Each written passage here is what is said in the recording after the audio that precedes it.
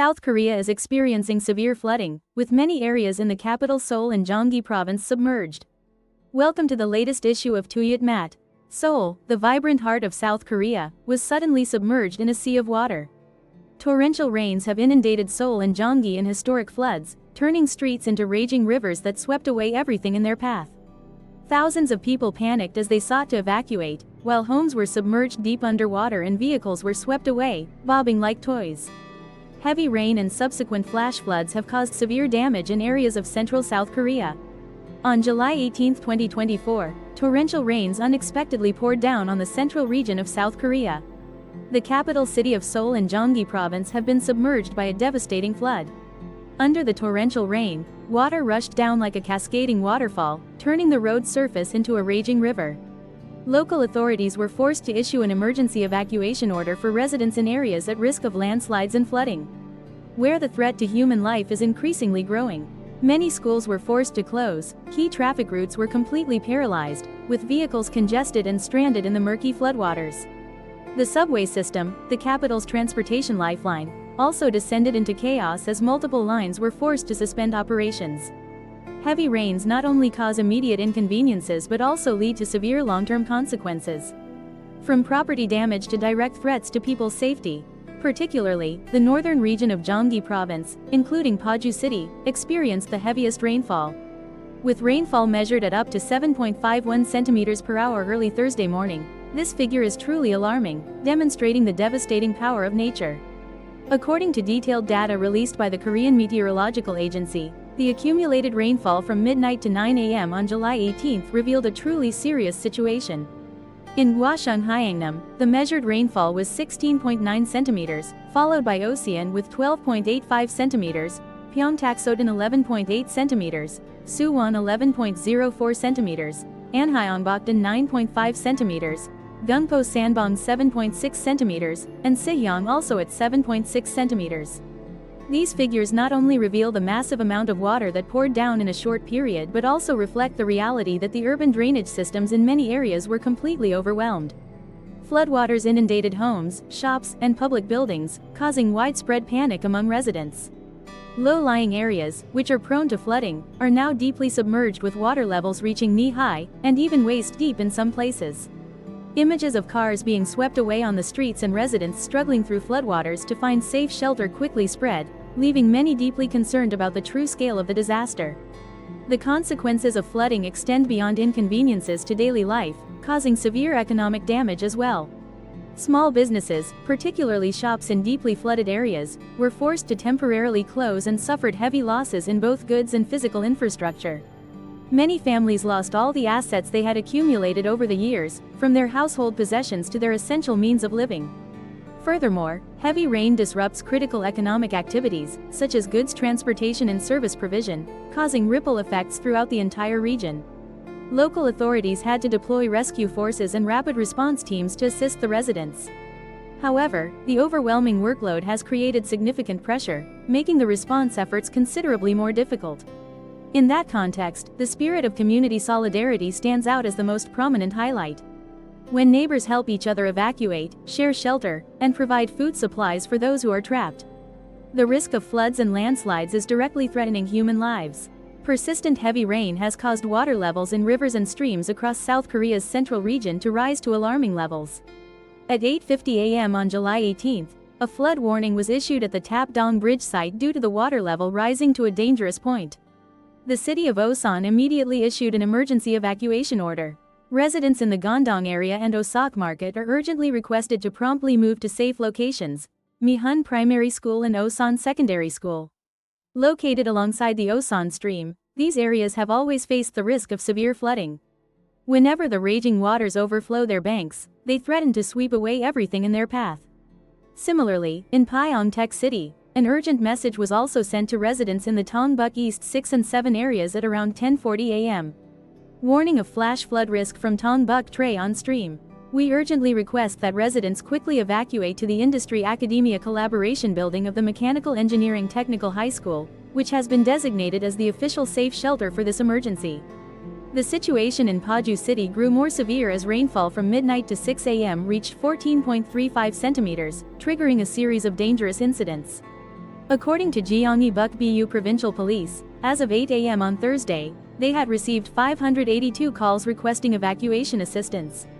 This number highlights the level of public panic over the flooding situation. Meanwhile, in the southern area of Gyeonggi Province, 208 calls with similar content were also recorded, reflecting the widespread tension. At 2:25 a.m., a horrific landslide occurred in Yeonju when a retaining wall from a construction site suddenly collapsed onto a house, severely damaging part of the structure. Fortunately, both individuals in the house were safely evacuated by rescue forces. However, this incident serves as a stark warning about the risk of landslides during severe weather conditions. At 4:50 a.m. in Paju, 2 more people were rescued after being trapped in a flooded building where the rising water levels prevented them from escaping on their own. Near the Monsoon Bridge in Paju, 4 cars were completely submerged by floodwaters, creating a terrifying scene that showcased the devastating power of nature. However, all 5 passengers in the vehicle managed to escape safely and in time, with no one sustaining any injuries. Such incidents not only demonstrate the devastating destructive power of floods, but also sound an alarm bell about the danger level of short-duration heavy rainfall. The rescue team worked tirelessly, from assisting evacuations to rescuing those who were trapped. However, the enormous workload placed them under immense pressure. Many low-lying areas in Paju and neighboring cities have been completely isolated as floodwaters rose, submerging numerous roads, obstructing rescue operations and the access of rapid response teams to the scene. These incidents are not only material challenges, but also sow fear and a sense of insecurity in the hearts of the people. Many families were forced to abandon their homes in the middle of the night, taking their few possessions to search for shelter. Residents had to wade through the murky water, holding each other's hands tightly to stay safe. It has become a symbol of resilience, yet simultaneously reflects human fragility in the face of nature's power. In that situation, local authorities urged residents to strictly comply with evacuation orders. At the same time, it is necessary to strengthen strict monitoring of water levels in rivers and streams as well as in areas at high risk of landslides. To minimize risks in the coming days, traffic congestion and educational activities were disrupted due to the impact of flooding. On July 18, 2024, a devastating flood caused by heavy rain plunged the transportation and education systems of Seoul City and Gyeonggi Province into unprecedented and severe chaos. In the capital city of Seoul, the Dongbu Expressway is a vital artery, connecting Gyeonggi Province to the city center. The road had to be completely closed in both directions due to rising floodwaters, which turned the lanes into raging rivers. The deep floodwaters, carrying mud and debris, left many vehicles stranded and caused traffic jams that lasted for hours. Nabul Expressway, another vital traffic artery, was also forced to close several sections due to severe flooding. Although the authorities made efforts to clear and reopen this route by approximately 10:45 a.m. However, this disruption has caused considerable inconvenience for residents, particularly for those who must commute during peak hours. The subway system, which is the main public transportation in Seoul, was also severely affected. Subway Line 1, running from Zeoncheon Station to Dubonsan Station, was suspended throughout the morning rush hour today. Thousands of passengers were stranded at train stations. As of 4 p.m., service had yet to be restored due to prolonged heavy rain, raising concerns about its operability in the coming days. The national railway operator announced that due to complex weather developments, they are unable to accurately estimate when train services will resume. This has left passengers facing prolonged inconvenience. In the city center of Zeeun, authorities have decided to block access to 29 streams and 4 parking lots along the riverbank to ensure public safety. Torrents of water surged from the mountain streams, carrying mud, rocks, and debris, threatening to sweep away anyone daring enough to attempt a crossing. Gyeongsu Bridge, one of the landmarks of Zeeun City, was also closed, prohibiting all vehicles and pedestrians from crossing starting at 2:15 p.m. When the water level of the Han River rises above 6 meters, an alarm level due to prolonged heavy rainfall. These measures, while necessary to protect lives, also cause considerable inconvenience for the people of Zeeun, especially those who rely on these routes to commute to work, go to school, or transport goods. Residents are forced to take detours, but even these alternative routes are frequently submerged or congested, doubling or even tripling travel times. Bus and taxi drivers are the ones most directly affected by this situation. They stated that attempting to get passengers to their destinations safely in the severe weather conditions had created immense pressure. In addition, cargo delivery and transportation services were also disrupted, causing ripple effects that impacted the local economy. Many small businesses, from convenience stores to eateries, were forced to temporarily close as they could not import supplies or serve customers while traffic was paralyzed. In the field of education, the severe flooding forced schools to implement urgent response measures to ensure student safety. The Korean Ministry of Education announced that an elementary school in Gyeonggi Province was forced to close entirely due to the risk of flooding and landslides. 3 middle schools and 6 high schools have decided to reduce their study hours. Only organize short classes so that students can return home early, avoiding worsening weather conditions. Meanwhile, 8 schools in Incheon City and 14 schools in Gyeonggi Province were also forced to adjust their class schedules, switch to online learning or temporarily suspend extracurricular activities. These changes not only demonstrate the severity of the situation but also affirm that the administration's top priority is ensuring student safety. However, the disruption of studies has left many parents feeling anxious, especially for families with young children, where school plays an essential role in keeping children safe throughout the day. Given the unusual weather developments, many parents are forced to rearrange their work schedules to stay home and care for their children or seek alternative arrangements. Emergency warning: risk of landslides and flash floods.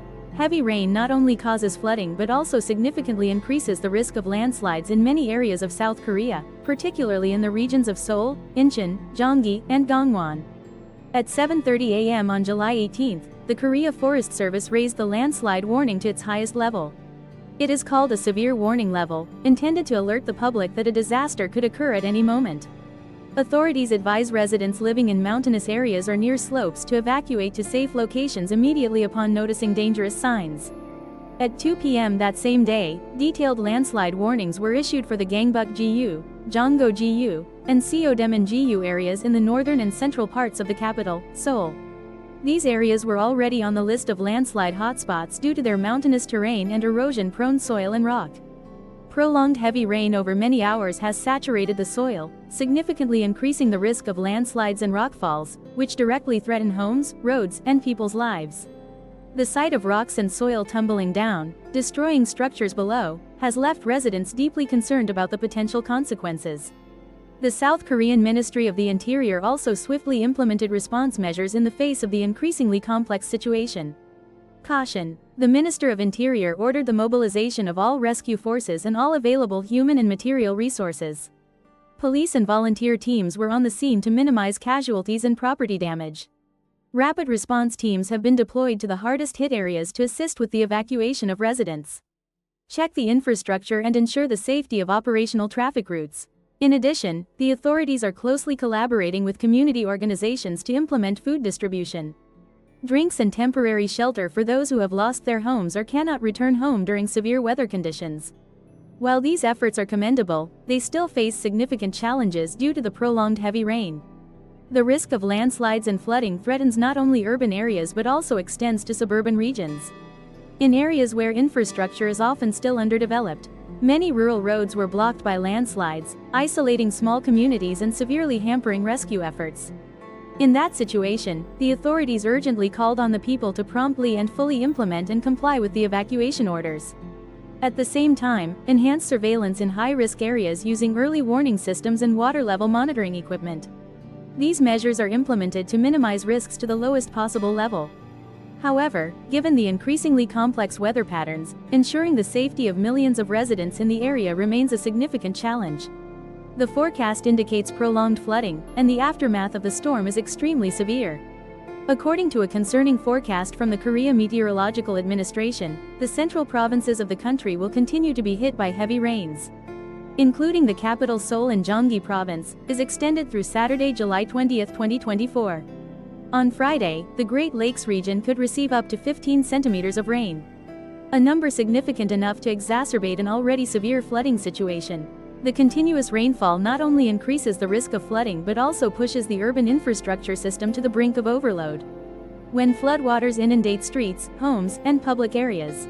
Meanwhile, the southern provinces of South Chungcheong, South Gyeongsang, and South Jeolla, which had already suffered severe damage from previous rounds of heavy rain, were hit again. Now, we are facing a new challenge. After the rain, an unusually intense heatwave struck, with temperatures soaring so high that residents who had just escaped the flooding now had to endure the harsh, scorching weather. The sudden change in weather not only hindered recovery efforts but also severely impacted both the physical and mental well-being of the residents. As of now, approximately 560 residents from the southern provinces have been urgently evacuated due to the impact of flooding. However, 254 of them have not been able to return home because their houses were damaged or their residential areas still pose many dangers. The South Korean government has urgently set up temporary shelters, providing accommodation, food, and other essential necessities for affected individuals and families. However, this is only a temporary relief measure, while many families still face the risk of losing their homes and long-term assets. Relief organizations and volunteer forces have also been mobilized to assist in distributing food, drinking water, and blankets. However, the overwhelming number of people in need of assistance has created significant pressure, making this work fraught with difficulties. Many residents expressed unease about not knowing when they would be able to return to their normal daily routines. Meanwhile, those who have lost their homes are deeply concerned about the cost of rebuilding and whether they can restore their jobs and livelihoods. Additionally, flood warnings remain in effect for many areas, particularly for the Jinishan Stream in Pyeongtaek City and the Osanshan Stream in Osan.